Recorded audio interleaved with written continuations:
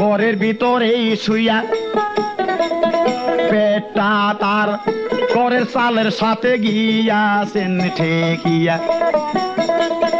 অর্ধেক সন্তান ডেলিভারি হইছে, অর্ধেক রইছে আটকিয়া রে।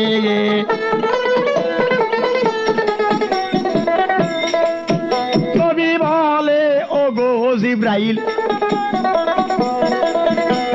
আমি জানতে চাই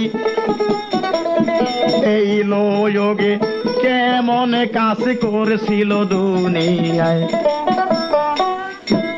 এই লোক, এই মহিলাটা দুনিয়ায় স্বামী ছাড়াই সন্তান হয়েছিল।